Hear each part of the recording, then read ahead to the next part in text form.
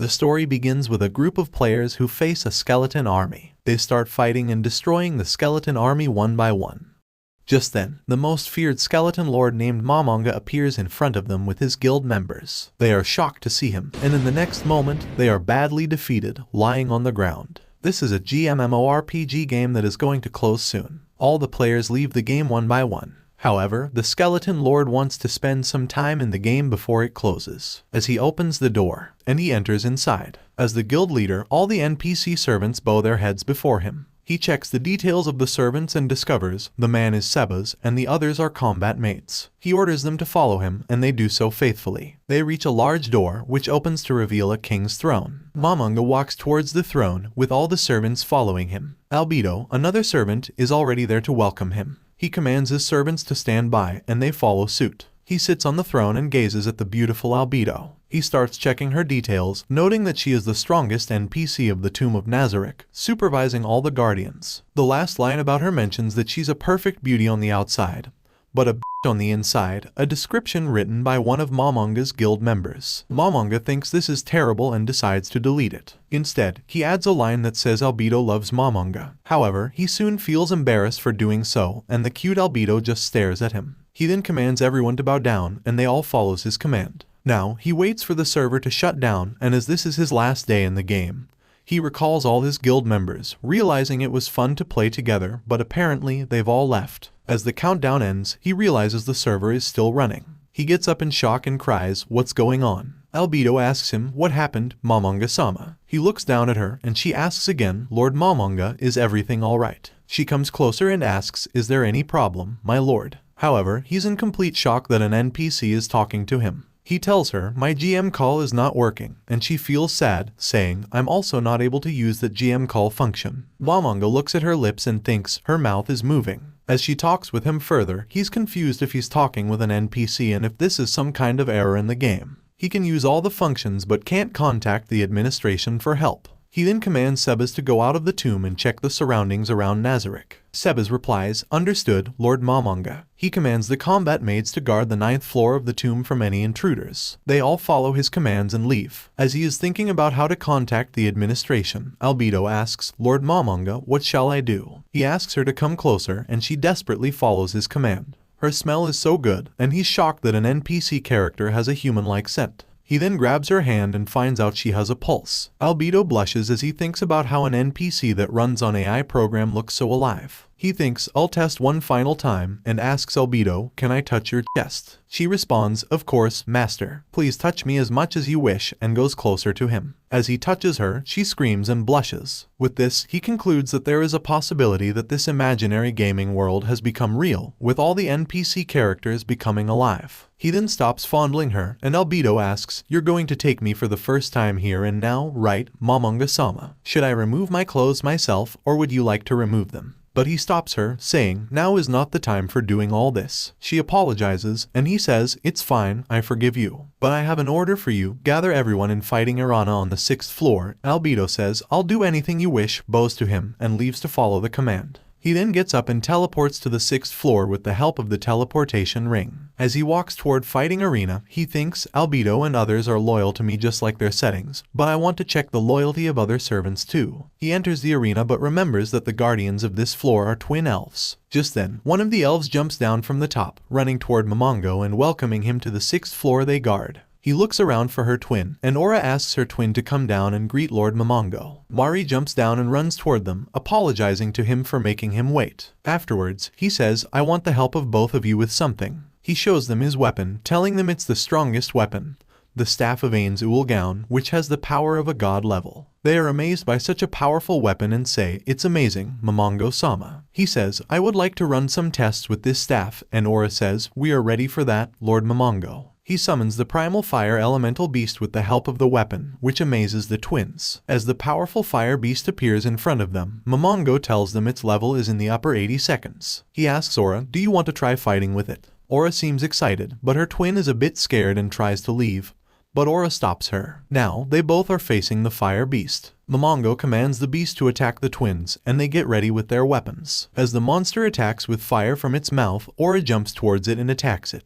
but it attacks again, so Mare forms a magic shield to protect Aura from it, and they continue their fight with the beast. Momongo concludes, as expected, this is a piece of cake for the twins. As the elven twins are fighting with the fire beast, Momongo contacts Sebas and asks if there is any problem outside the tomb. Sebas tells him there is a slight problem, and Momongo tells him to come to the 6th floor and report to him. Meanwhile, the twins have destroyed the monster and come to Lord Momongo. He offers them water as they might be thirsty after fighting, and they drink it. Afterwards, Aura says, Lord Momongo, I thought you would be a scarier person, and he replies, I can be if you'd like me to. Just then, another cute NPC appears and approaches them with an umbrella. She starts arguing with Aura, while Momongo thinks, is this another world where NPCs are similar to humans, and wonders if he can return to his old world. But he doesn't have family or friends in his real world. As he's contemplating all this, all the Guardian NPCs summoned by him start appearing. They gather near him, and Albedo, the leader of the Guardians, tells them to greet Lord Momongo. Demiurge is the guardian of the 7th floor. Aura is the guardian of the 6th floor, along with her twin, Mari. The guardian of the 5th floor is Cossidus. The guardian of the 1st, 2nd, and 3rd floors is Shaltir. Lastly, Albedo, as the leader of the Guardians, bows her head. She says, except for the guardians of the 4th and 8th floors, all the guardians have gathered to bow before you. Please bestow your order upon us, Lord Momongo. We all offer you our complete loyalty. Momongo orders them to raise their heads and tells them, I'm confident you'll be able to fulfill your duties without fail. They all are pleased to hear that. Just then, Sebas appears and tells him the situation outside.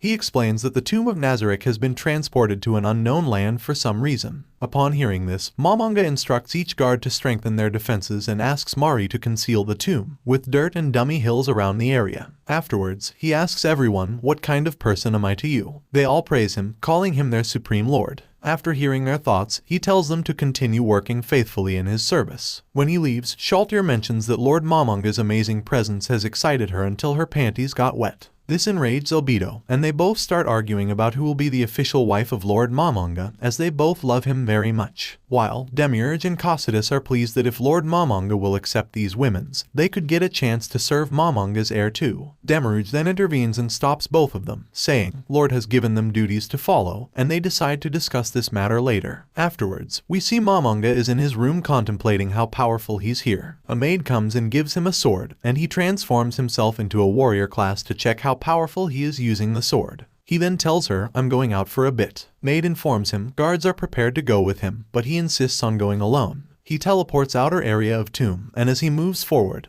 he's shocked to see 3 guards already waiting for him. They are here in Demiurge orders. Demiurge appears and says, Lord Momongo, I can't let you go all alone. So Momongo allows only one to follow him. Demiurge starts following him. As he reaches outside, he's amazed to see such a clear sky. With magic, he takes out a pendant, puts it on, and flies up into the air. Demiurge also transforms himself and follows his lord. On reaching the top, Momongo loves the scenery and talks about how beautiful it looks. He then says taking over the world might be enjoyable, and Demiurge is ready to follow his lead. However, in his mind, Momongo thinks it's just a bluff. Conquering this whole world is kind of impossible. He then sees Mari working on cloaking Nazarick, so he goes down to praise him for his work. Mari excitedly runs towards him, and Momongo tells him, I'm impressed by your work. As a reward, he gives him a ring to teleport like him. Mari loves the gift so much and thanks his lord. Just then, Albedo appears. She's looking very beautiful. She approaches Momongo, saying, I'm here to check on you, master. She then looks shocked for an instant at the sight of Mari wearing the ring. Momongo is spooked for a second and gives Albedo a ring too, explaining that he wanted to give everyone rings. He tells Demiurge he will give him a ring later, and as he leaves, Albedo cries out happily to have a gift. In the next scene, Stornoff and his knights are heading to the attacked village to rescue it. Someone wicked planned to attack the village to trap Stornoff, the head warrior of the Riesti's kingdom, and gather enough firepower against the king. Stornoff knows he's a target but is determined to fight those who destroyed their villages. Meanwhile, Momongo uses a mirror of remote viewing to check the surrounding area of Nazarick.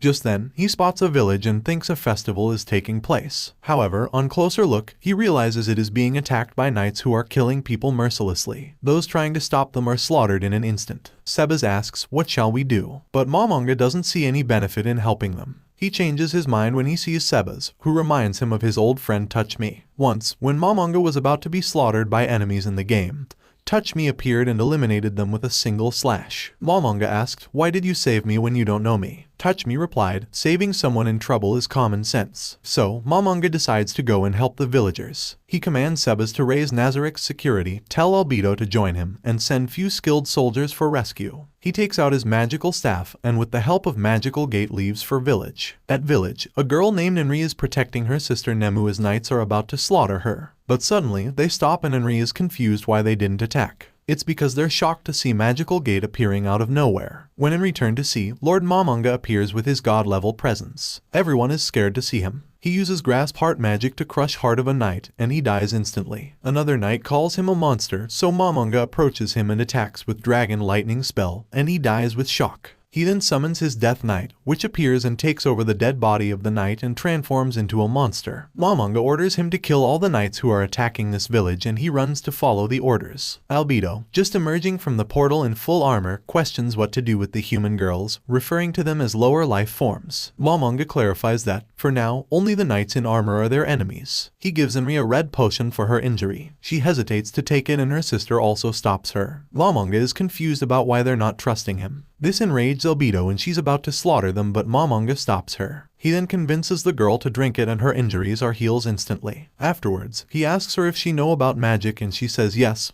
So he tells her I'm the magic caster. Momonga casts protective spells, anti-life cocoon and wall of protection from arrows to ensure girl's safety. He gives Enri 2 small blow horns, allowing her to summon a goblin army for protection if needed. Now as he's about to leave, both sisters thanks him for saving them. Enri curiously asks his name and Momonga pauses for a while. He then turns and finally reveals I am Ain't Ulgaun. Meanwhile, the Death Knight summoned by Momonga wreaks havoc on the attacking knights. They are shocked to see such a huge monster and the Death Knight's cries instill fear in everyone. A knight attempts to run away, but the Death Knight appears in front of him, slaying him with a single blow. Another knight attacks with a sword but unable to pierce his body and sword breaks. He turns and throws him away. Whoever tries to run away gets slayed in that instant. Chief of the Knights is horrified by this and instructs his comrades to buy some time and be his shield. He steps back and sees a dead body. Just then the Death Knight looks at him and starts approaching him. He sires for help, and as Moster gets too close, a dead body of Knight reincarnates as zombie, holding Chief's leg and making him freak out. He falls down and gets stabbed by the Death Knight again and again,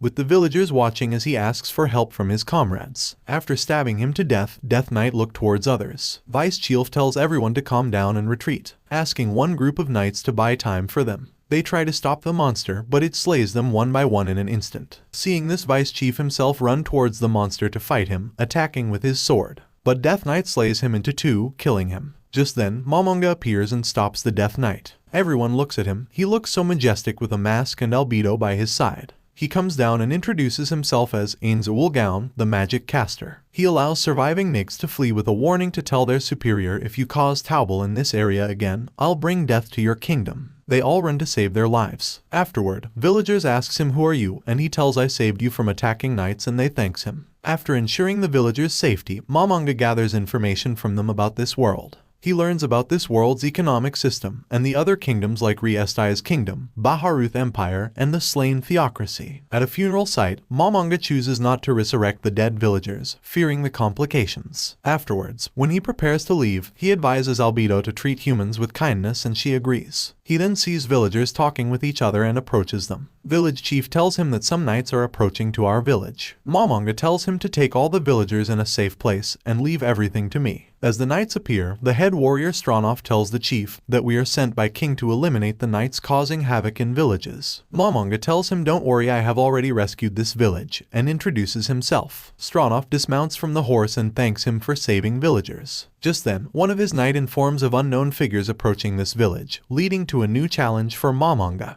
In Kingdom of Slain Theocracy, Head Priest orders Captain Lewin to eliminate Stronov, the strongest warrior of Re-Estai's kingdom, providing him with a powerful treasured item for assistance. Lewin then instructs his army to brace themselves for battle. They then arrive at the village to kill Stronov. Momonga asks, who are they? Stronov tells, they are magic casters sent by Slain Theocracy. These were the one who earlier attacked villages as part of a plan to eliminate him. He expresses his desire to hire Momonga for assistance to fight them, but Momonga declines. He pleads for Momonga to protect the village once more, but Momonga stops him from bowing, stating there's no need to go that far, as he will save the village. Momonga gives him a small sculpture-like gift before he heads out. On the way to battlefield, he tells his soldiers, we'll attack the enemy head-on. cut open their bowels, and they all follow his lead. He first attacks with his arrow but is stopped by magic, so he heads on with his sword, but his horse gets attacked, forcing him to fall back. Suddenly, an archangel comes to attack him. He forcefully slashes it with sword, but the archangel is unharmed and is ready to attack him once again. Stronov uses martial arts and slashes archangel, making it vanish. Just then, he sees many archangels appearing, but he remains unwavering and ready to fight them. His army runs to fight the archangels but gets slaughtered because the enemy is more powerful, yet they still fight back. Stronov realizes they are at a complete military disadvantage, so he looks for the main commander controlling the archangels, and runs to stop him, but all the archangels come to block his way. He attacks them with six-fold slash of light martial art. More archangels come to attack, and he uses an instant counter-attack, followed by flow acceleration, completely slashing through all the archangels. His army is amazed to see this, and even the enemy commander praises his martial art skills. However, he adds, Stronov still can't win and summons the next set of archangels. As the enemy angels appear, he orders them to focus their attack on Stronov, who is a bit exhausted but not ready to give up. Now, magic casters start attacking him with their spells, causing him to lose too much blood. Then all the archangels appear in front of him and run down to attack him. He fights with them, but due to his injuries, he's not able to precisely counterattack them. One of the archangels attacks his abdomen, making him fall to the ground. The enemy captain orders them to finish him off. Just then, he says, "Don't underestimate me," and gets up with his sword, declaring, "I'm the head warrior and I'll protect my country." Enemy captain says, "But you are in a very terrible state. Once we finish you off, we'll massacre the villagers." Stronov laughs, and the captain asks what's so funny. Stronov tells him, "You fool, there is someone stronger than me in the village." The captain thinks it's a bluff and orders the angels to kill the warrior. Stronov is ready to fight back, but in next second, he teleports to a village storage house where villagers are hiding. The village chief tells him that Lord Ain suddenly disappeared as Stronov appeared in his place. He takes out Momonga's gift which vanishes soon, and he realizes everything. Meanwhile, Momonga is teleported in front of the enemy in place of Stronov. Enemy captain asks, "Who are you?" Momonga introduces himself as Ain's Ulgaun. The captain asks if he has come to beg for the lives of the villagers. Momonga replies, "Actually, no. I came to ask you to offer your life to me without resistance because if you refuse, you'll have to die painfully." In response, captain commands angels to attack, and they attack to his abdomen. Captain says, "This happens when you bluff." But soon, he realizes that Momonga is unharmed and is grabbing archangels with his hands. Momonga explains he used high-tiered physical nullification, which nullifies physical attacks of low-level weapons and monsters. He forcefully throws the archangels onto the ground, and they vanish in an instant. Momonga then says, "Now it's my turn, here I come, this is a massacre." The captain orders all the archangels to attack at once. Momonga uses negative burst, creating a dark explosion that kills those monsters in a second. Lewin then remembers, Stronov warned them about someone stronger than him. All the enemy magic casters start shooting different spells at Momonga as they are very scared of him. One caster tries to shoot a pebble at him and gets slashed off in an instant by Albedo. Momonga tells her she should know that these aerial weapons would do no harm to him.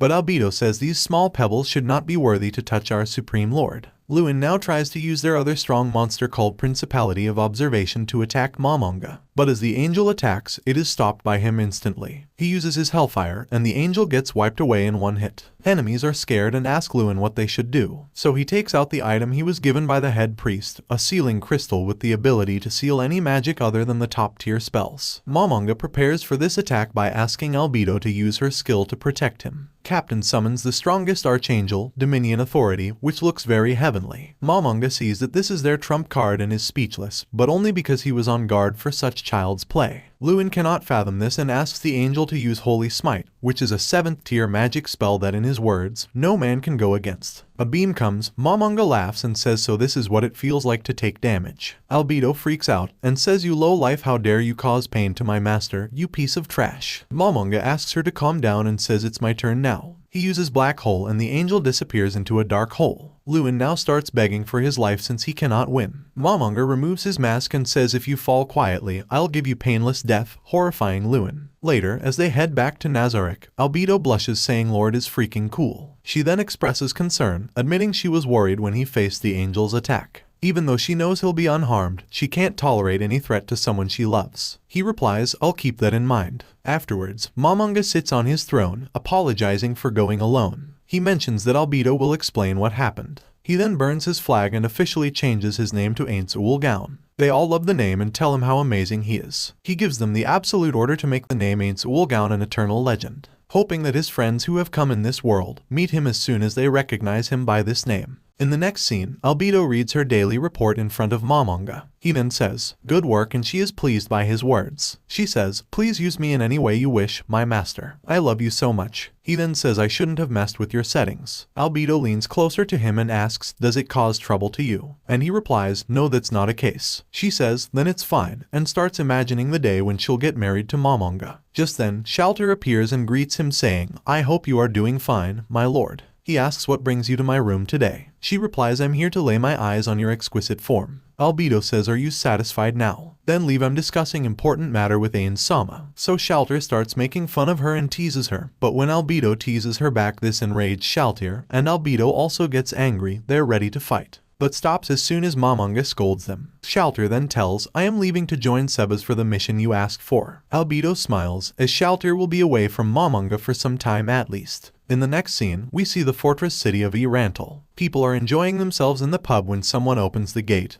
drawing everyone's attention. It's Momonga, donned in his armor, accompanied by his maid, Nabril. As they approach the counter, everyone glare at them as they are newcomers. Momonga requests a room, and the manager demands 7 bronze coins a night. Momonga pays, and a man guides them to their room. However, another man blocks their path. Momonga walks past him, brushing his leg, and the man picks a fight, saying, "You hurt me. Now the woman with you will treat my injuries." Momonga grabs him by his collar and says, "You're too weak to play around with," and throws the man away, breaking the table. And everyone is scared of Momonga. Woman cries in anger as her potion is broken when man hit her table. Momonga looks towards her, she approaches him, and blames that her potion is shattered because of him. This woman is an adventurer. She asks him to pay for the potion. He replies, "Why not if these guys compensate you for that?" She says they don't seem to have enough money to pay for an expensive potion. Nabril is annoyed and about to attack, but Momonga stops her and gives the woman a red potion. Unfamiliar with the red potion, she examines it. Later, inside the room, Momonga makes his helmet disappear and asks Nabril, "What do you think about humans?" She says, "They're trash." Momonga is shocked that, like Albedo, she doesn't like humans but tells her to keep her hostility minimum towards humans. She says, "I understood, my lord."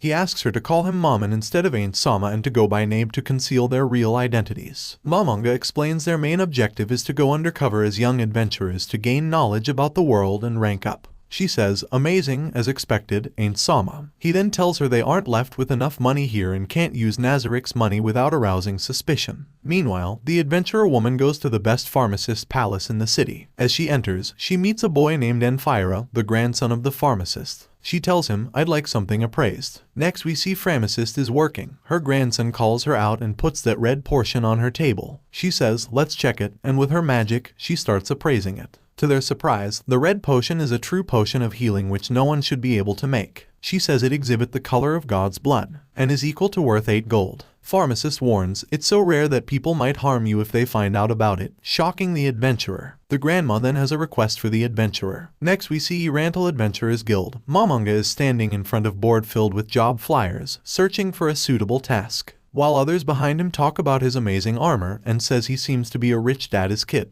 This annoys Nabril again. Momonga looks at the flyers but can't understand the language, so he picks one randomly and asks for that job. The woman replies, "Sorry, we can't give you the job of a mithril plate adventurer." Momonga says, "Then give me a copper level job, as I have a copper badge." She agrees, and Momonga is happy that his trick worked to get a job, as he can't read language on the flyer. Just then, a few men appear and ask him to help them with their job. They all sit together, and the leader, Peter, introduces his group as the Swords of Darkness. Team members include Luckert Volv, the eyes and ears of the team; Dine Woodonder, a druid in charge of healing magic and manipulation of nature; and Ninya, the magic caster and brains of the team. Luckert tells that Ninya is the famous talent holder and Momonga asks what's that. Peter explains he has magic affinity talent, which is the ability to cut the required time to learn magic in half. Ninya says there is more famous talent holder than me. Momonga asks who's that and what kind of talent he has. They tell he's Enfira Balar, the grandson of famous pharmacist here. His talent allows him to use all magic items. Nabril says Enfira sounds dangerous human. Peter then explains their current job is to eliminate a monster near Irantal City. Momonga agrees to join them. He then tells them, "As we'll be working together so I am showing you my face." They all look at him. Luckert comments, "He's a lot older than expected." After putting back his helmet, Momonga says to himself, well, this face is illusion. Lucret then asks what kind of relation you two have, and Momonga replies she's my ally. Hearing this, he confesses his love for Nabe and asks her for a date. She says, shut up you slug, know your place, I'll cut your tongue. But he gets more attracted to her personality and says let's start with friendship. She says, you want me to spoon your eyes. Peter knocks him for his friend's behavior and says sorry. Now they head down the stairs to leave for the mission.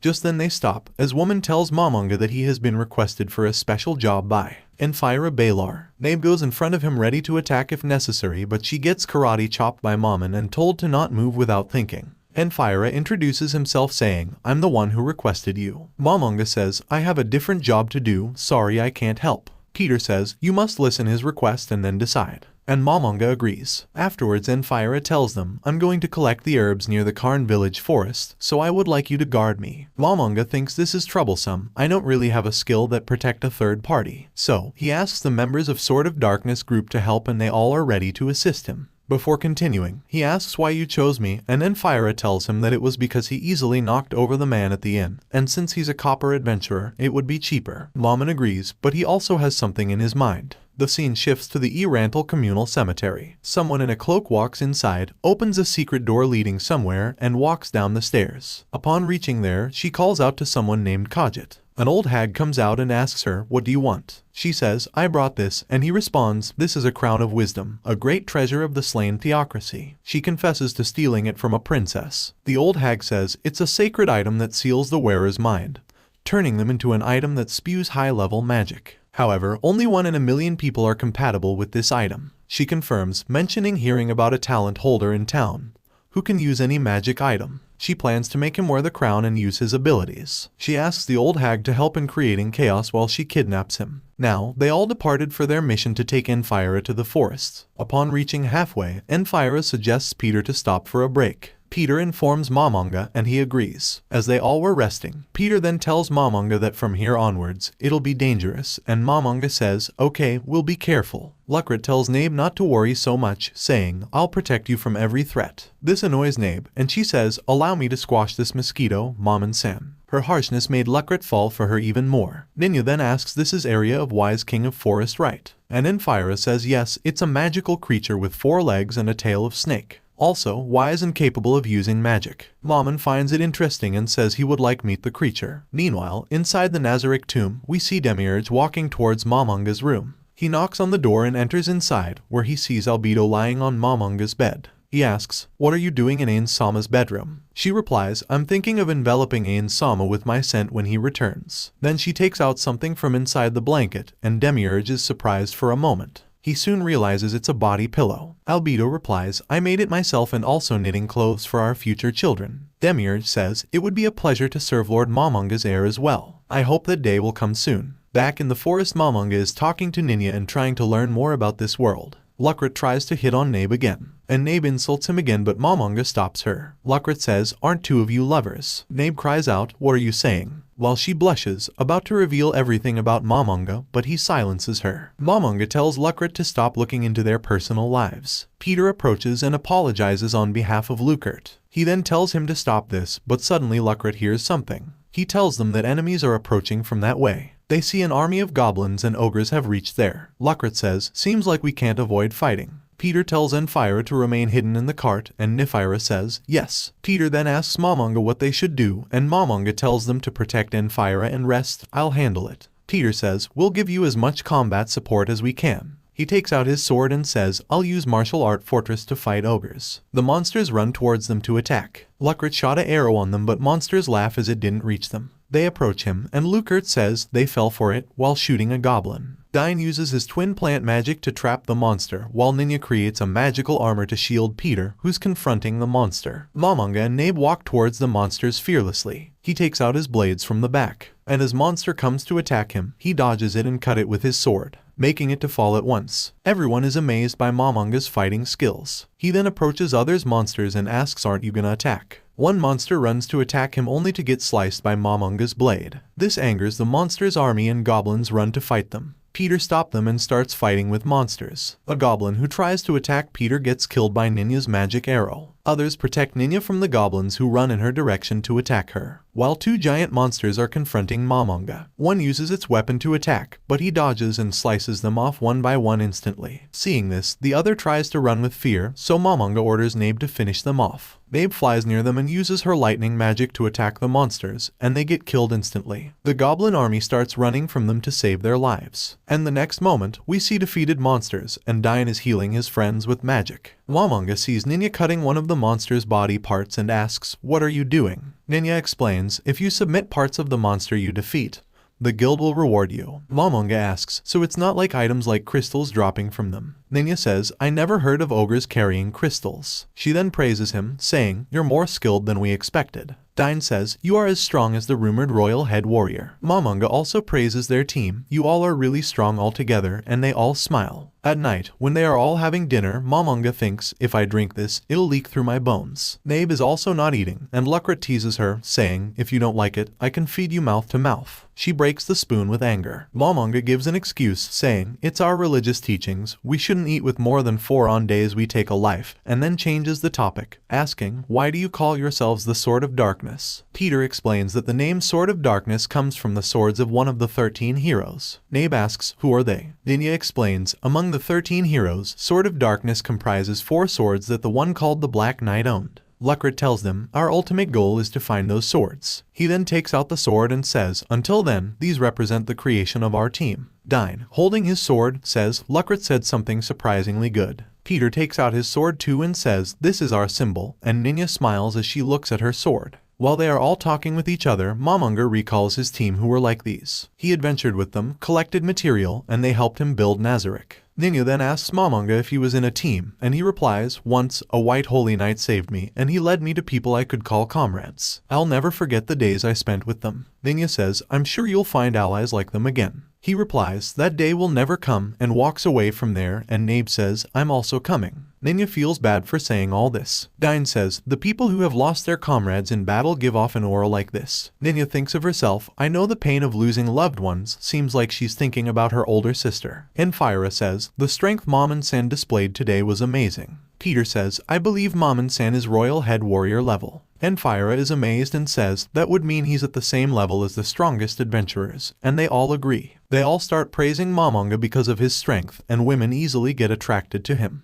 Enfira feels a bit uneasy about it and asks, "Is Momon-san really that popular with women?" Peter says, putting aside his looks, his strength is the real thing, and looking at his armor and sword, he must be wealthy. Enfira doesn't know what to say. They ask him if there is any problem, and he tells them, "In Karn Village, there is a person I don't want falling in love with Momon-san." Lucret says, "I can teach you some techniques to get her," but Peter hits his head to stop him. They all then gather near Enfira and tell him, "We'll support you if you'd like."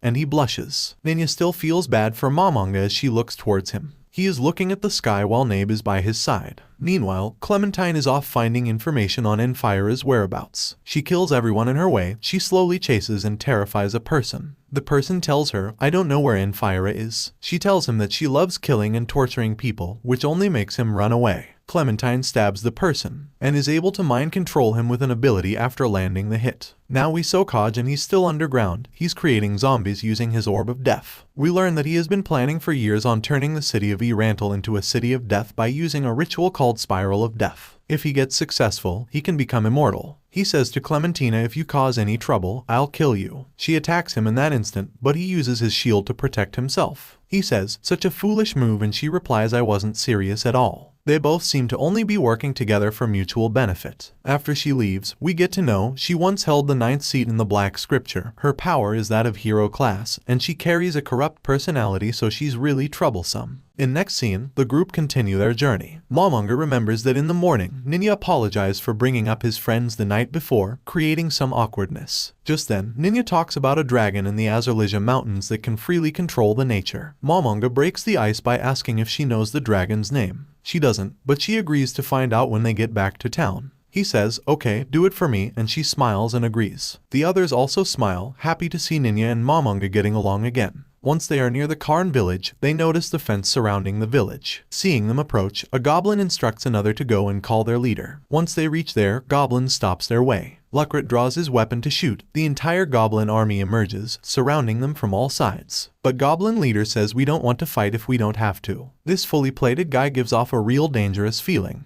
Just then, a girl appears and asks what's happening. Upon seeing her, Enfira calls out her name. A big smile comes to Henry's face when she sees Enfira. Momonga recalls giving the horn to Henry earlier when he saved her from knights to summon the goblin army whenever she needed it. Henry is Enfira's friend. They go inside a house and she explains what happened in the village. Her parents were also killed. Enfira wants to comfort her and asks her about marrying because he loves her and wants to take responsibility. But he hesitates to share his feelings, and when she asks what's wrong, he nervously says, "If you ever need my help, I'll always be there." She thanks him and feels lucky to have a friend like him. She then talks about how she summoned all those goblins from an item their savior, Aints Ulgaun, gave her. According to her, all the goblins are under her control and do what she says. Henry says she would like to meet Aints again, and Enfira freaks out about her wanted to meet someone else. But when she clarifies that she wants to meet him again to thank him, Enfira feels relieved. Henry tells how he also gave her a red potion which healed her wound. While Enfira is remembering the red potion he saw earlier, Henry also tells that Aints was with someone with full armor. She even calls her by her name, Albedo. It doesn't take long for Enfira to put the pieces together and figure out that Mammon is actually Aints Ulgaun, the town's savior, and he's hero-class warrior. He reveals in his mind that he wanted to get close to such a person in order to find out more about the potion, so he hurries out and goes to find Mammon. Meanwhile, Momonga and Nabe are on top of a hill. He's glad to see that villagers are learning to defend themselves, but Nabe thinks they're still weak. So, he explains to her that these people have never touched a bow, their loved ones were murdered, so they are working hard to ensure such a thing never happens again. We must admire them. Hearing this, Nabe says sorry, I didn't think that deeply about it. Just then, Enfira comes running towards Momonga to confirm his real identity. He asks, "Are you Aints Ulgaun?" Momonga's silence confirms it. Although he doesn't know why Mammon is hiding his real identity, he decides not to ask and to thank him for saving Henry, the woman he loves. He then tells that I've been hiding something from you. Momonga tells Nabe, "Can you leave us for a moment?" As she leaves, Enfira reveals that, "I requested for you just to know more about the red potion you gave that lady. It's very rare and difficult to make." He apologizes Momonga, who says you didn't do anything wrong.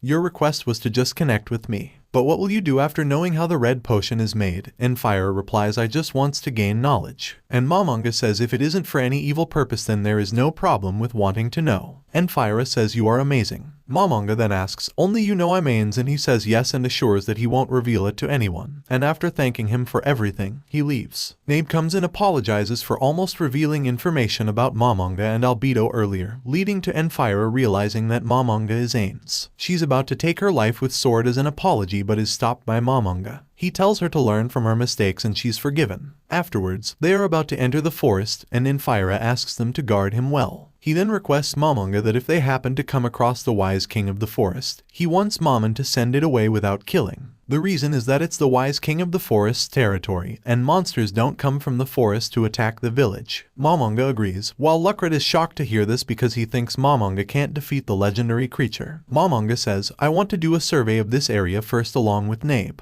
They both start their survey, and as they enter deep inside the forest, Nabe feels someone's presence and is about to attack but soon realizes it's Aura. Momonga has summoned her to find the wise king of the forest and send the king to Momonga. Aura leaves for the mission. She dashes off to find the wise king. A creature appears and puts her on its back along with another creature, which licks her face to show love. They both are her companions and don't want her to go alone. Afterwards, they reach outside a cave. Aura slowly enters inside it and finds the monster sleeping soundly. She uses her magic blow to wake up the wise king of forest, and once it's awakened, she runs away from there. While collecting herbs, Enfira sees the birds flying away. Lucret uses his ears and says something big is coming. Momonga and Nabe moves toward that direction saying, leave the rest to us and tell others to get out of forest. Then they both wait for the monster and Nabe takes out her sword, ready to fight. Just then, the monster arrives. It comes in their direction with speed. Momonga takes out both his swords. Its eyes gleam, and it attacks Momonga with its tail, but he stops it with his blades. Now, the monster praises him for blocking its attack but warns him to leave, or they will face punishment. Momonga looks around but couldn't see the monster, so he makes fun of it, saying, are you shy or lack confidence to show yourself? This enrages it, and it appears from behind the tree, a giant monster whose eyes gleam brightly. It says to Momonga, I sense dismay and fear underneath your helm. Seeing it, Momonga is not afraid at all. Instead, he asks, are you a Jungarian species of hamsters? They are large-sized hamsters with snake-like tail. The hamster is amazed at how Momonga knows its species, and Momonga explains, one of my old allies had a pet that looked like you. But in the next second, the hamster gets serious and says, let's stop this banter and fight for our lives. However, Momonga didn't expect that the wise king of the forest is merely a hamster, and he says, it's a complete letdown. Though the hamster is serious about fighting, Momonga feels it's useless to fight it. He uses the skill Aura of Despair on it, scaring the hamster, and it falls to the ground, surrendering itself. Aura asks, are you gonna kill him? I was thinking I'd want to skin him for hide. This scares the poor hamster even more. Afterwards, he brings the wise king of the forest outside and tells everyone, he's under my command now. Everyone is amazed to see it, and the hamster says, I'll do what my master will say. Ninya says, amazing, what a giant magical beast. Dine feels great wisdom and strength from it. Momonga is shocked to hear the praise for a mere hamster. He asks Nabe, what do you think? And she says, putting aside his strength, his eyes seem to gleam with power. Just then, Enfira asks Momonga, can I become a part of your team? I want to become stronger with you and protect Enri and Karn village. I'll do anything you want in exchange. Momonga says, so you want to get as strong as a magic caster? And Enfira replies, yes. Momonga then responds, sorry, you can't join my team. This upsets Enfira, but then he says, I can lend my strength to protect this village, and Enfira smiles, saying thank you. Now, they are back in the city and decide to part for a while. Boys head to Enfira's house to drop him and meet Momonga later, while he takes the creature to register it first in the guild.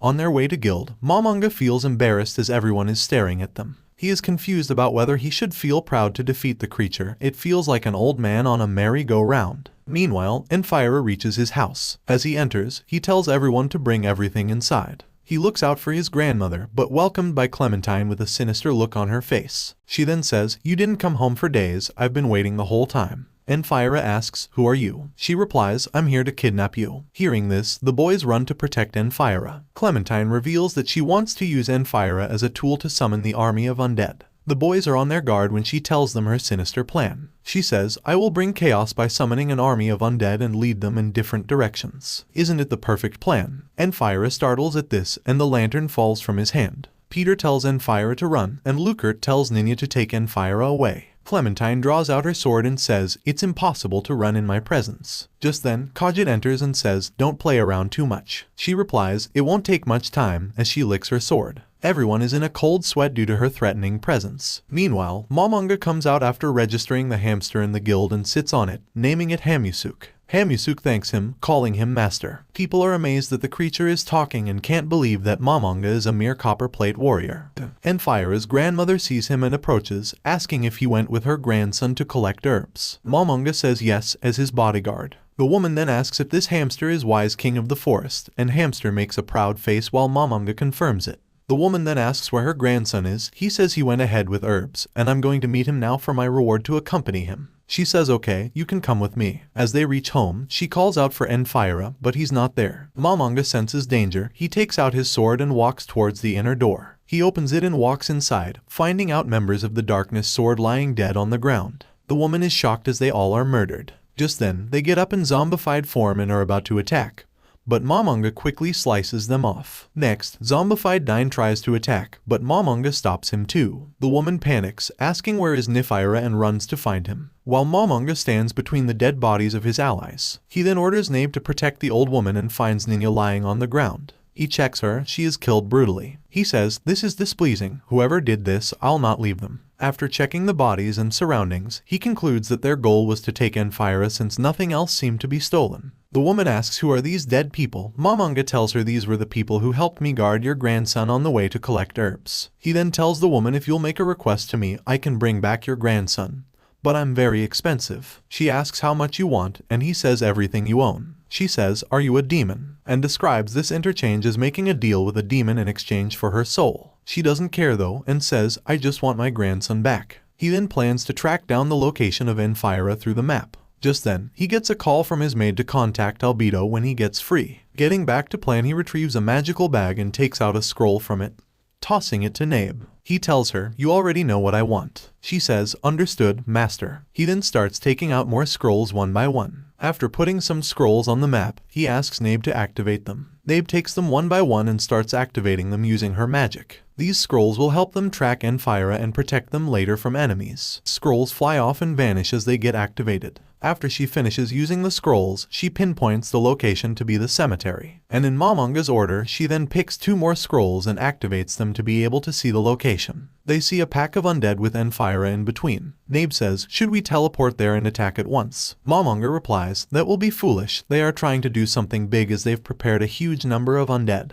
He says, I have a plan, and walks towards the door where Enfira's grandma is waiting. He tells her that Enfira is in the cemetery, along with an army of dead. We are heading there. Please inform townspeople and the guild. An army of the dead may pour out of the cemetery. She says, do you have a way to defeat the army of dead? And Momonga replies, yes, it's me. Now the scene shifts to the area of the cemetery where soldiers are guarding the premises. Just when a soldier comments on another quiet night, they suddenly hear a noise. Another points in a direction, saying, look over there. An army of the dead is approaching in their direction. Their leader says, our numbers are too low compared to this army of the dead, and orders to notify other soldiers to come for help. The army of undead reaches the gate and surrounding wall, attempting to enter. One undead starts climbing, and a soldier pushes it back. However, their numbers are too large, and they start coming one after the other. One soldier is about to get killed, but his comrade saves him by pushing away undead on time. One of them starts slashing their heads. Soldiers try to stop them, but suddenly so many undead climb up, forcing the soldiers to retreat. Just then, Momonga appears with his pet hamster. Seeing his plate, a soldier says copper plate is useless against undead. Momonga jumps down and asks Nabe for his sword.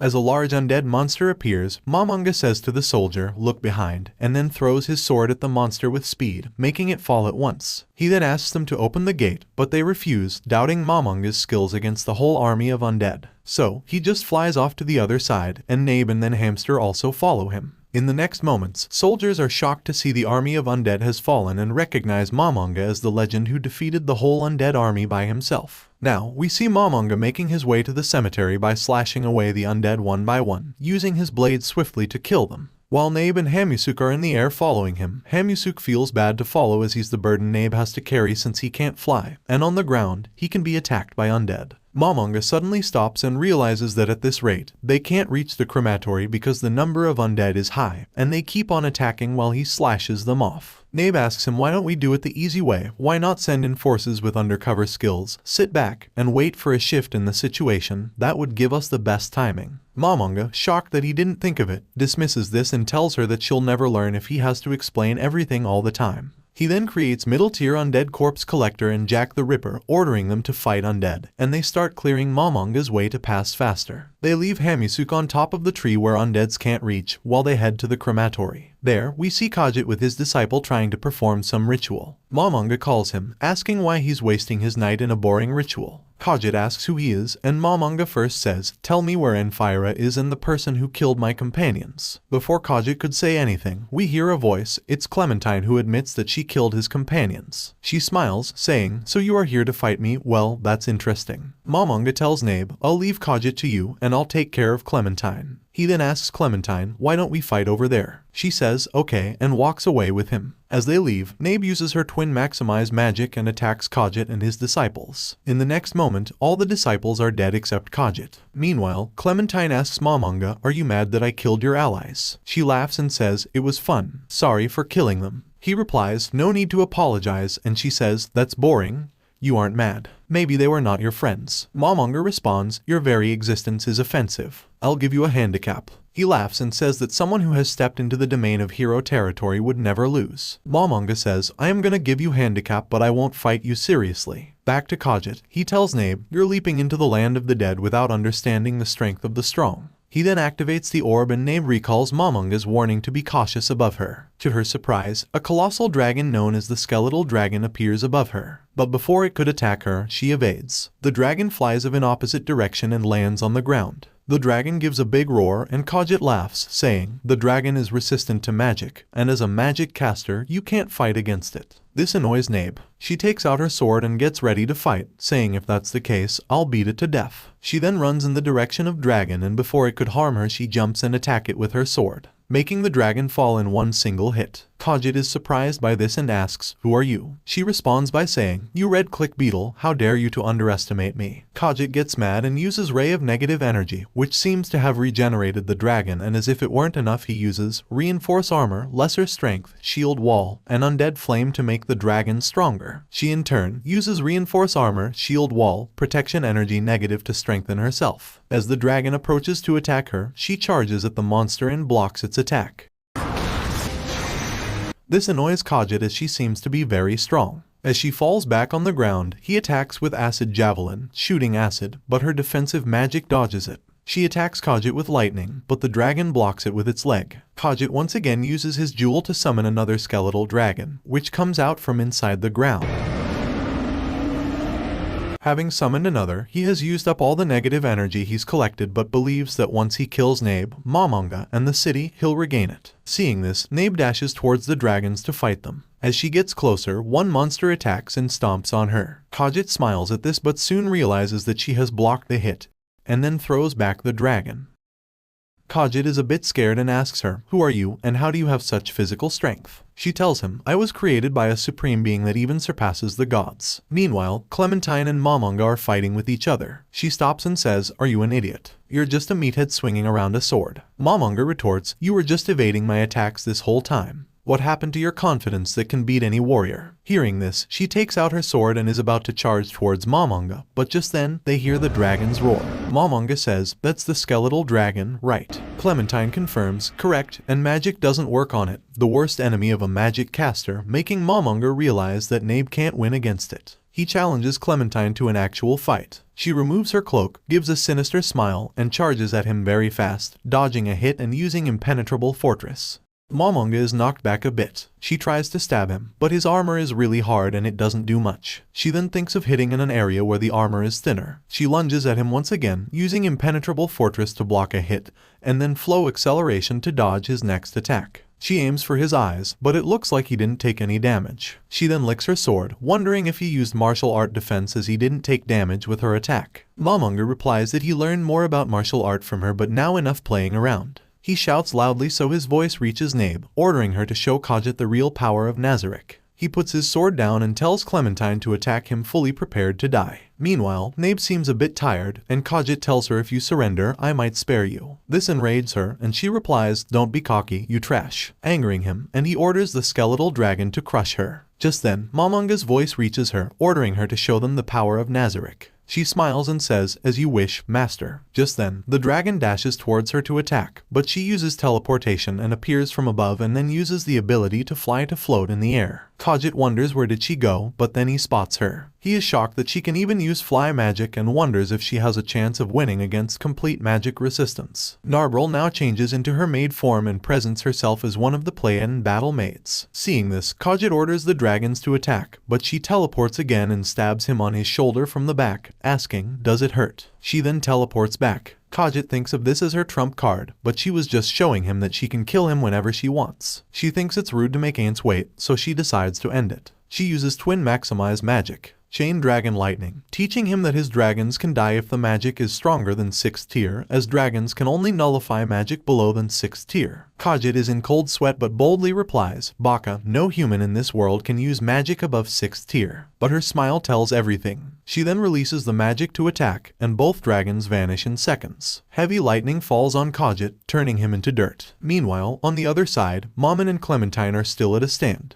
Clementine is a bit mad that he's not taking her seriously and mocks at him. Mamonga says, "When the weak rave this much, it's impressive." She uses Stride of Wind, Greater Evasion, Ability Boost, and Greater Ability Boost and dashes towards him. She manages to hit him inside his helmet in his eyes and uses lightning. She uses her other sword and uses fire, saying, "I'm not finished yet." But just at that moment, he grabs her tightly. As the fire vanishes, she wonders why he's not dead yet. He reveals his face, and she's shocked to see that he's undead. He says, "You are right," and reminds her how she killed his comrades. She cries out in anger, "Don't underestimate me." He says, "That's why I want to give you a handicap. You aren't a worthy opponent to fight seriously." She is really mad but cannot escape. He's holding on to her really hard and keeps on taunting her. He begins to squeeze and squeeze while taking his time, and she's trying to fight back as much as possible. She kicks and hits and head slams. He then grabs her with his other hand, and soon she dies. Momonga then walks away, but Hamisu comes running towards him, but Nabe appears and stops him, calling him a fool. Momonga tells Narbril to take their things before the others arrive and to leave only their bodies for the people who come. He then enters a place where Anphira has been kept. His eyes were taken away, and his mind was controlled. Momonga decides to cure his eyes. He first destroys the crown of wisdom in his head, which was controlling him, and Anphira falls as he's unconscious. He brings him out where Nabe and Hamisuk are waiting for him. They both then follow Momonga as they leave from there. Now, we are in the city of Erantal, inside a hotel. We see a lady complaining about the food to her butler,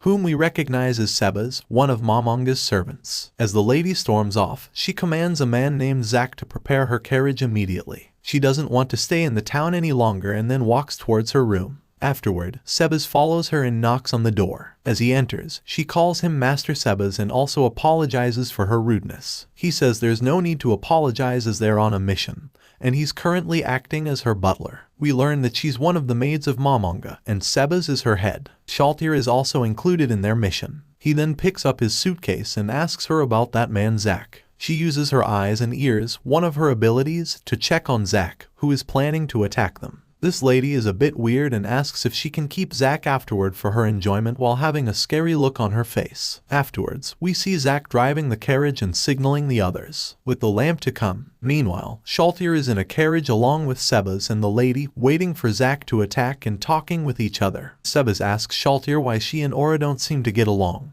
and she explains that Aura and her creators are real-life siblings, and Parancino built Shaltir to tease Aura, just like siblings do in real life, which amazes Sebas. Suddenly they stop and are told to get out of the carriage by Zach and his men outside. Shaltir comes out first and gives a smile. A man tries to touch her, but she calmly cuts his arm and kills him for wanting to touch her. She then jumps out, and everyone is scared to see this. When he dies, his blood comes out and forms an orb of sorts. She says this is boring and sends her vampire ladies to kill the others. Zach is scared as vampires kill his men. Just then, the lady appears from behind and lures him. As he tries to grope her, she pulls him inside her and devours him, smiling as if she's having fun. After they kill everyone, Shaltir is disappointed that they weren't able to catch anyone good this time. One of her vampires reports about a man named Brian who is good at martial arts and can engage in equal combat with head warrior Stronov. Then Sebas tells Shaltir that he is going to collect the information in the capital with Lady. So they must leave, leaving Shaltir and the vampires to go for Brain.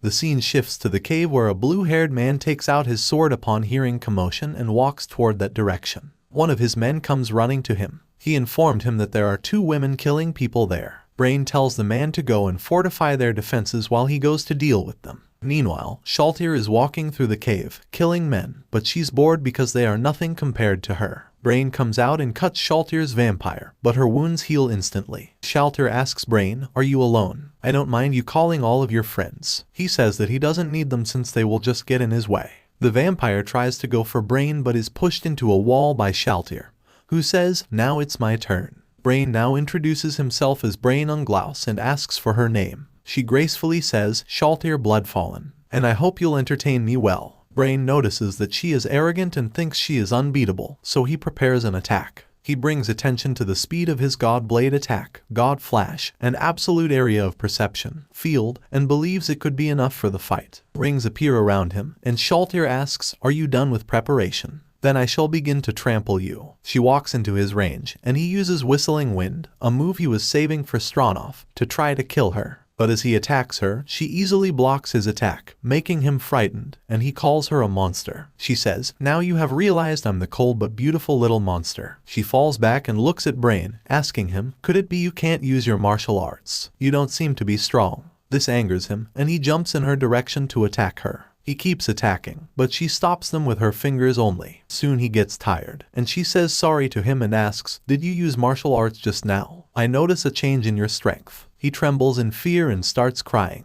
She says, "Don't worry, I won't kill you. You're useful for my master." Brain realizes he was a fool and runs away screaming. Shaltir lets him run a bit and then uses her orb to transform, presumably to chase him. Some men are hiding to attack Shaltir, but just then they see Brain comes running, but he won't stop to explain to others and runs inside a room. Shaltir comes out in her monstrous form, which is very scary. A man attacks her to stop her, but it won't work. He orders his men to shoot. She jumps in their direction and attacks one of the men, devouring him and sucking his blood. A man tries to run, but when he looks back, all his comrades are dead. Just then, Shaltir jumps to attack him and finish him, and she goes to look for Brain, who has escaped through a hole. She's mad that he escaped. Just then, one of her vampires comes and tells her that some men are heading their way. She goes outside and sees a group of men standing, ready to fight her. She screams out loudly, and the red-haired girl from before is also among them. The mage in the group tells them to prepare their silver weapons, as he believes the monster to be a vampire. Shaltir struggles between capturing, as she was instructed, and the urge to kill them. She says, I want to tear them apart and bathe in their blood. Meanwhile, they prepare their weapons with silver. Shaltir lunges at them and kills some men. The red-haired girl confronts her to fight, and Shaltir laughs, saying, You are cute, leaving the red-haired girl last for her dessert, and goes to attack the rest of the men, killing them one by one. Now she turns to attack the girl, who is very much scared of her. The girl takes out the red potion. Shaltir is shocked at first, and as the girl throws the potion, Shaltir breaks it and stands still for a second, and the girl runs. She looks at the potion and realizes something. She commands her vampires to capture her alive, and they capture her in no time. Shaltir approaches her and says, Look in my eyes. She uses her visual powers to command her to tell her where she acquired the red potion from. The girl informs her that she received it from a black-armored man at an inn in Erantal. Shaltir knows that this man is Momonga but doesn't know why he gave her that potion, assuming he must be creating friendly relationships for some reason. Shaltir then asks her why she was there. The girl tells that they were searching for the base of a soldier-turned-mercenary. Something seemed off, so they split the team, and a ranger stationed a bit further away just in case. Shaltir figures out that when the noise must have made the ranger run. She runs and jumps on the tree, mad while looking out for them, saying, I have let 2 people escape. She can't see anyone and summons her children, wolf-like creatures, to run and find them and kill anyone they find in the forest. While she's sulking, she sees that her children were killed and angrily goes towards that location in her scary form. Her vision is blurry and red, but she sees a group of people, and she can already tell that one in particular is strong. That person immediately tells someone named Lady Care to use it. Shaltir makes a weapon from her blood orb and pushes the strong person away. As someone else comes to block her path, Shaltir is hit by some magic and, before it can take full effect, she throws a javelin-like ability, hitting 2 people, Lady Care, and a man protecting her. Shaltir stops moving, and in the next second, Albedo tells Shaltir Bloodfallen has revolted against us. The vampire brides who were with Shaltir have both died, and after Shaltir does not respond to Albedo's calls, Albedo notices that her name is red. Since her name is not erased, she's not dead. Momonga deduces that enemies have used mind control and have possibly turned Shaltir into their enemy. He thinks, how could it be possible? Shaltir is undead, she has a skill to nullify mind control. Albedo suggests sending a hunting party comprised of her as the commander and Cocytus and Mare as vice-commanders to kill Shaltir, as she revolted against them because she was told not to kill anyone. But Momonga wants to confirm why Shaltir has revolted first. If this can happen to other NPCs as well, he wants to find out how it happened and if there is a way to counter it, or Nazarick might crumble. Momonga wonders if Shaltir chose this path because he might not have treated her well. Albedo disagrees, thinking it's unlikely since they all seem to love Momonga and the other creators. Momonga understands that if they had free will, Shaltir could have made this choice. He tells Albedo that he loves all of them and just wants to understand. Albedo is excited at the thought that Momonga loves her, but he clarifies that he loves all his servants. Albedo then asks, but you also love me, master, right? As he confirms, she becomes even happier. Meanwhile, Shaltir is standing in her position, unconscious. In the next scene, we see Ain't sitting on his throne and is checking the situation of Shaltir. Suddenly, he gets a call from Narbril. With her bunny ear connecting device, she informs him that leader of the Adventurers Guild has sent a message for him to go to the guild immediately to discuss the vampire that has recently appeared near Erantal. Now, Momonga has arrived at the guild and is talking with guild members. Ainsach, the leader of the guild, tells them the whole incident of the vampire appearance and how it killed so many people. While everyone listens carefully, Momonga realizes they are talking about Shaltir only. The leader then says they will send the scouting party there to check where the vampire was spotted and conclude that it's related to recent cemetery case, believing Khajiit's comrades would have done this. Momonga intervenes and says it's not related to it because he knows that vampire, her name is Haniop Nyoko, is someone he has been chasing for a long time. He knows her, so he will send his scouting party to kill the vampire if she is there. Leader asks, "Are you sure you'll be able to do that?" Momonga replies although she's strong, he has a trump card, which is a magic sealing crystal that contains 8th tier magic. Leader agrees and asks what reward you want for this. Momonga asks to be Orichalcum level of warrior at the very least. Hearing this, Igvarj demands to go as well since he doesn't trust Momonga. Momonga agrees but warns him, "If you come along, you'll definitely die." Seconds after this, we are now in a forest. Momonga is along with his team, watching Igvarj cussing them. His team is killed by them, and he's also tied to a tree. Momonga tells him, "I warned you, but you didn't listen." Mare then approaches him and smacks him on the head with her weapon, and he dies. Momonga then orders them to take the dead bodies back to Nazarick for experimentation.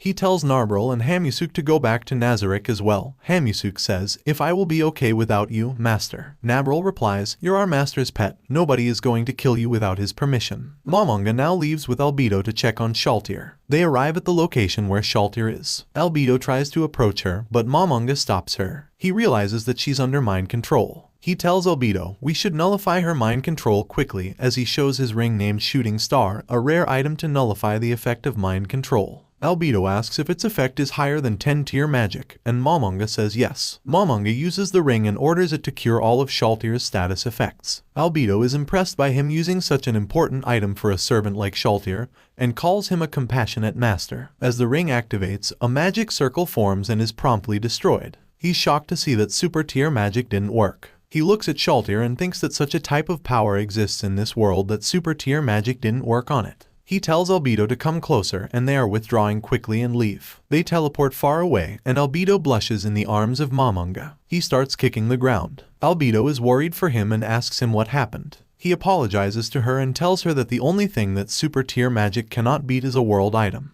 The enemy used it against Shaltir. He orders Albedo to raise the security level of Nazarick to the maximum and to call back all the guardians that are away. Now, we see Cocytus ordering servants to follow Momonga's order, with Demiurge meticulously inspecting every floor of Nazarick, and Mare keeps an eye on the area surrounding Nazarick. Meanwhile, Sebas and Solution are still on their mission. Solution asks Sebas if they should also return to Nazarick as well, but Sebas tells her that they have been ordered to continue their mission. She then says, "I can't believe Shaltir revolted." Sebas replies, "Our master is a man of greatness. He'll handle her situation." In the next scene, we see Momonga teleported to the treasury room along with Albedo and a maid. This is the first time for Albedo in the treasury, as she mentions that it cannot be entered without the ring of Ains Ul Gaun, her master's ring. Momonga walks towards a door where words appear, he reads them, and the barrier opens. From there, they head towards the mausoleum to meet Pandora's actor, the guardian of the treasury, created by Momonga himself. Albedo states that he's responsible for their treasury. As they reach the mausoleum, Albedo is shocked to see Tabula Sama, one of the supreme beings like Momonga and is Albedo's creator. She questions his identity as she knows he can't be Tabula, and the creature couldn't understand her behavior. She orders the maid to kill him. Ains tells the creature it's enough and it comes back to its real form.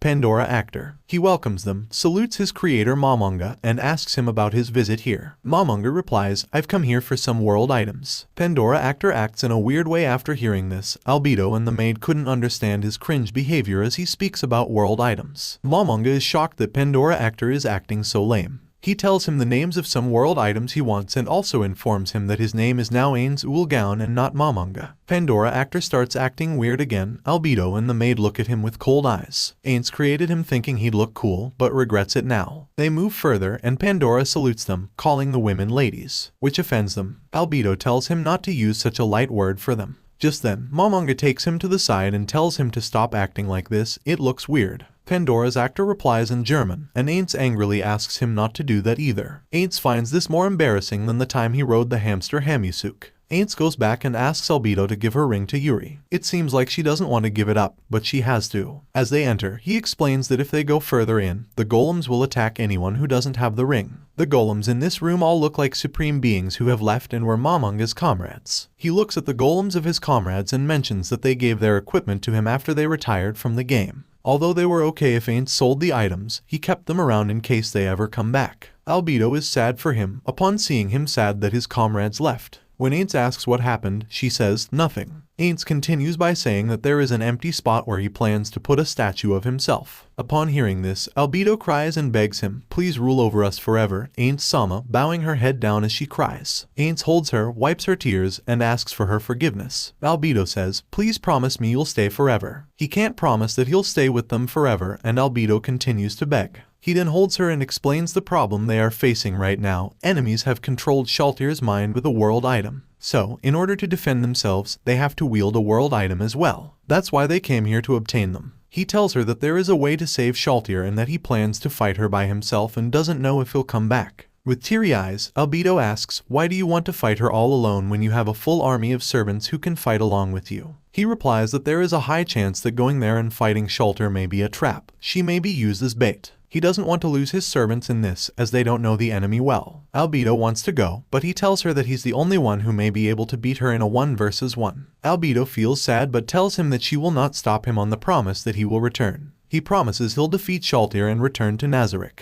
And Albedo smiles. Ainz uses the gate, and he, along with Aura and Mare, arrives at a cliff outside. He orders them to begin scouting the area for enemies, and they both say, yes, master. He then thinks, where is the owner of the world item that's controlling Shaltir? Why isn't he here? Meanwhile, Albedo and Cocytus are sitting and watching Ainz, when Demiurge also appears. He sits down and asks, why did you allow Ainz Sama to go alone? Albedo replies, it was his decision, we must obey. Demiurge gets angry and says, even if it was his decision, letting him go alone is dangerous to his life. Albedo calmly tells him, Ainz Sama promised me that he'll come back to Nazarick after defeating Shaltir, and I believe in his words. Demiurge gets angrier and says, you're just saying all this in emotions. He decides to go assist his master. As he tries to leave, he's blocked by Cocytus. He asks, what will you do if something happens to our lord? Let me go. She boldly replies, just believe in your master, he'll return. Demiurge reluctantly sits down, and they plan to see if Ainz will beat the odds and win victoriously. Ainz is still walking through the forest, and he promises to destroy whoever did this to Shaltir. Once he reaches where Shaltir is, we get to know his plan, which is to resurrect Shaltir once he kills her. But he knows that this is a big gamble since he's not sure if it will even work. Ainz first uses the body of a fulgent barrel to see if this will trigger Shaltir to attack. It doesn't since it isn't an actual attack. Before going for an actual attack, he starts preparing himself by using Bless of Magic Caster, Great Magic, Triple Maximize Magic, Draconic Power, Sensor Boost, and other things needed. He charges a super tier magic spell that surpasses 10th tier magic, while Albedo is watching him along with Demiurge and Cocytus. Ainz thinks, still, no enemy appeared, or are they still watching? He then takes out his wristband and wears it. Lastly, he takes out the 6 different sticks and puts them on his belt one by one. As he's now ready to fight, he uses his super tier magic, Fallen Down, which causes a huge explosion, and the surrounding area clears for the fight. After the smoke clears, Shaltir is still standing and starts laughing. She says, it's wonderful that I have to kill such a powerful man like Ainz Sama. Ainz asks, why do you still address me as Sama? She replies that a supreme being such as himself can only be addressed as Ainz Sama. Ainz then asks her who her master is now. Shaltir stops for a second to ask herself why she's fighting Ainz but can only remember that she must use all her strength to counter and destroy if she's attacked. She charges towards him, but as she moves further, an explosion occurs because of mines placed by Ainz. Ainz apologizes to her for doing this to her. He then uses Gravity Maelstrom, throwing a spiral ball at Shaltir, but she uses Wall of Stone to block his attack. He immediately uses Maximize Magic, Hold of Rib and Bones, which come out and hold her in. However, she quickly flies up. Ainz warns her that he has prepared various traps in this area and suggests she flap her wings over him. She replies, I won't fall for your trap, Ainz Sama. She comes down and thinks that to fight Ainz Sama in close combat, she should have to extinguish his MP, as Ainz's strength as a magic caster only exists with MP. Shaltir uses Mana Essence to see how much MP he has left but, as she feared, he still has so much. She's also annoyed that he isn't wearing his usual god level items to fight. Before starting to fight again, Shaltir uses Regenerate to heal a bit. Ainz won't allow for this, so he uses Gravity Maelstrom to stop her. Shaltir uses Greater Teleportation to escape the attack, but Ainz's Delay Teleportation kicks in, and he uses Drifting Mastermind to explode her. She manages to avoid it, but Ainz uses Astral Smite. He shoots them in her direction and manages to hit her, and she moves towards the ground.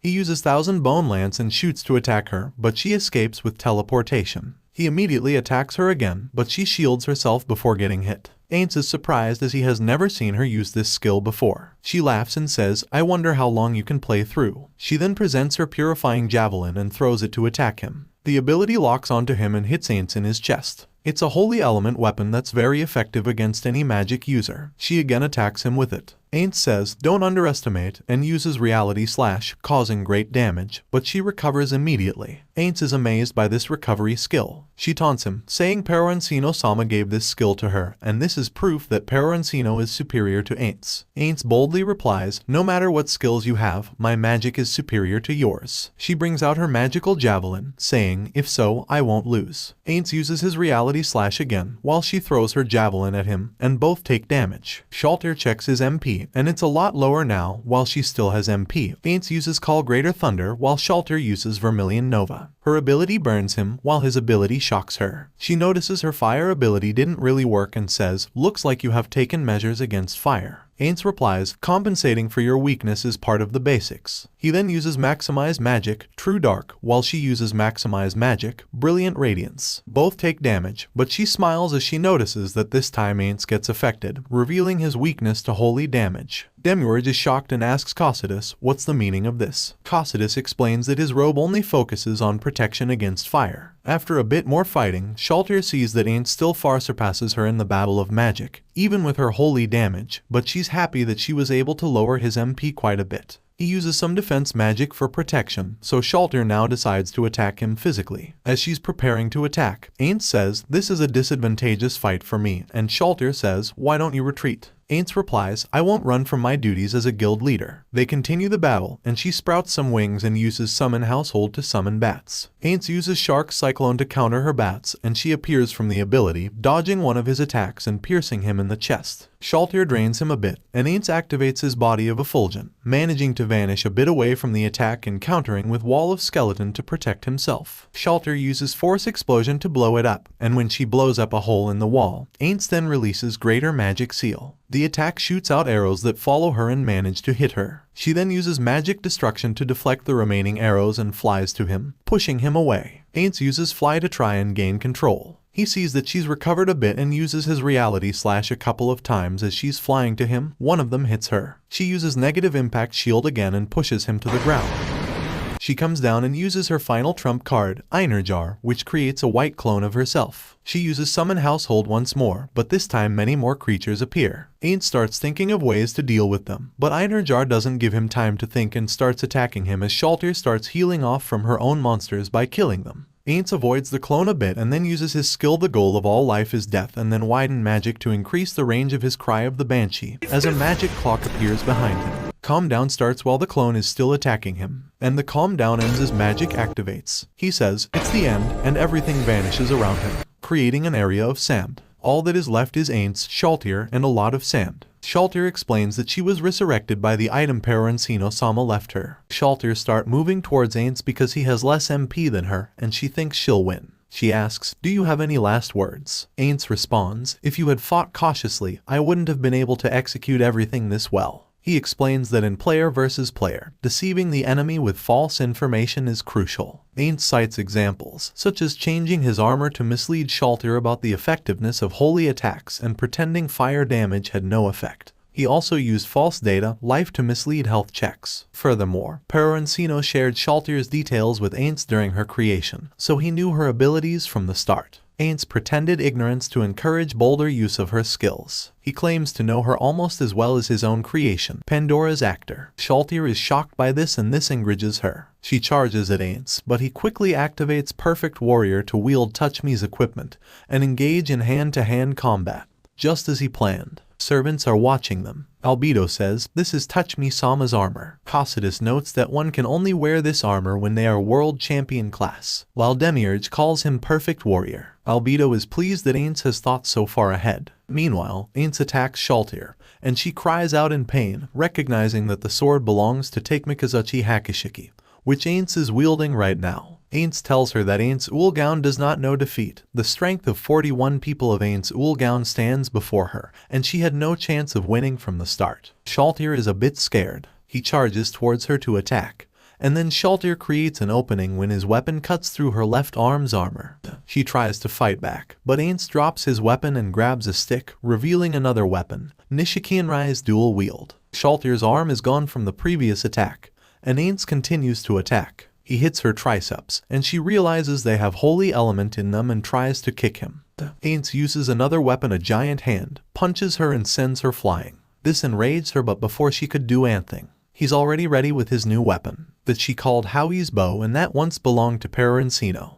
Just when she realized that everything went according to what Aints decided, he shoots an arrow at her. She tries to counter it but gets hit. She angrily charges towards him, and he breaks another stick and brings out a giant axe called Blood-Sucking Meat Devourer. Viewing the fight, Cocytus declares Ain't Sama has won. Demiurge asks why the battle seems far from over. Cocytus explains that Shaltir has given up on defense and put everything into offense. Other than that, she has no choice. As they watch their fight, Albedo says everything is going according to what Ain't Sama planned. Now back in the fight, they both are exchanging hits. While fighting, Shaltir feels that Aints will run out of HP before her. She falls back and says, "Looks like you're going to run out of HP soon." Aints asks, "Do you really think so?" Just then, Bukibuku Chagma's voice alerts Aints that the timer on his watch has run out. Shaltir is confused. Aints declares this is the end of our battle and changes his weapon for a shield. She asks, "What are you saying? I still have more HP than you." He tells her, but that's not enough for a super tier magic attack. Hearing this, she starts attacking him,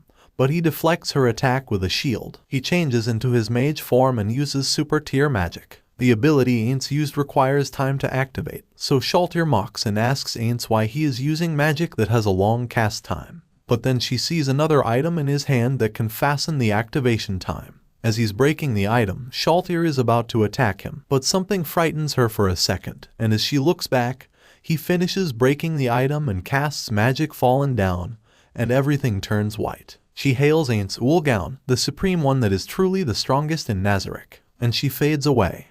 Realizing that the battle has ended, Aura gets up and starts leaving. Mare asks, "What about the battle?" Aura replies, "Ain't Sama won," and they head back to Nazarick. Everyone is back in Nazarick's throne room. Albedo checks that Shaltir's name won't appear now. As Aints prepares for her resurrection, Demiurge says, "If things like these happen in the future, my lord, don't take action by yourself. We will take care of that." Albedo says, "You are very precious to us, Ain't Sama, as you are the only supreme lord who didn't leave us till the end." Aints says, "You're right," and tells everyone, "Guardians, protect me," and everyone bows their heads. Now, he starts the resurrection process. The price to revive Shaltir is 500 million gold. He uses his staff to start, and all the gold starts melting, joining to revive Shaltir. Everyone watches the process, and Shaltir is back. Albedo checks her name, and it also appears. She says she's no longer under mind control. Aints goes towards Shaltir and covers her up since she came back naked. He wakes her, and as she opens her eyes, he holds her and says, "I'm glad you're back," and apologizes that everything was because of his mistake. Shaltir says, "It's impossible for you to make a mistake," and proceeds to hug him. Albedo gets jealous and says, "You need rest," and she makes face. Shaltir then asks, "What's going on? Did I cause some trouble?" She doesn't remember anything. Aints realizes she doesn't remember who used the world item on her. He tells her to check herself. She checks and says, "Everything is fine." But when she checks in, she cries out, "My chest is gone." Shaltir scolds her, "Don't say such things when Ain't Sama is around," and guardians make faces. Demiurge also scolds her, and she gets scared. As all the guardians are conversing with her, Aints just watches them. He remembers his guild members. When he reaches out, he remembers it's not them. Just then, Albedo looks toward him, realizing he's feeling a bit low. She approaches him, extends her hand, and as he grabs it, she pulls him, saying, "Please scold Shaltir as well." See, Cocytus says, "You should give her some harsh words." Aura says, "Don't hold back on this idiot, Ain't Sama." Mare says, "But don't be too harsh," while Demiurge tells Shaltir to accept Ain't Sama's words properly. Aints comes down and starts laughing. Everyone watches him silently. He then says, "It was my fault to underestimate things. We'll be careful from now onwards." He tells Shaltir, "You aren't guilty of anything," and she thanks him. Aints instructs Demiurge to tell Shaltir everything that happened. Aints admits that he may have underestimated things a bit, and that there are enemies out there that could damage Nazarick. He plans on strengthening Nazarick by making an army of undead. Albedo says that human corpses can only make undead of level 40 or below, but Aura has found a village of lizardmen. So, why not attack and destroy them? Now in a church, a man bows his head to the priests of the slain theocracy. He talks about how the Black Scripture, the strongest sector of the slain theocracy, was defeated by a mere vampire. Lady Care was injured by the vampire before the mind control was complete, so they had to retreat. Meanwhile, in Rantel, Enfira and his grandma are going to Karn village under Nabe's protection. They leave for the village. When they arrive, Henry waves to them as she's waiting outside with a red-haired Pleiades named Lupus Regina Beta. Lupus Regina informs them that Aunt Sama has ordered her to take care of them. Now, in the Re-Esti's kingdom capital, it's raining and dark outside. Sebas is writing a letter, and Solution, in her maid uniform, is serving him tea. Together, they gaze outside at the somber, rain-soaked sky. Meanwhile, the head warrior Gaze of Stronov is running in the rain and sees a man sitting in an alley. He recognizes him as Brain Unglaus, the same man who encountered Shaltir. When he hears his name, the man looks up and says Gazef's name. The next day, Momonga opens the door to the guild taverns with his shiny adamantite plate. Adventurers call him the Raven Black Hero, Mammon, and Nabe, the beautiful princess. They talk about their victory. Aints approaches the clerk, asking for a new mission. Unfortunately, she apologizes, explaining that there's currently no request big enough for him. Just then, Aints gets a call and he heads to his room. While on the call, a determined spark lights up his eyes, showing he's eager for a new quest. Let's aim for 1 million likes. We will make more beautiful video like this. And what is your favorite thing about this story? I always read each and every one of your comments. So comment right now and don't forget, you guys are the best.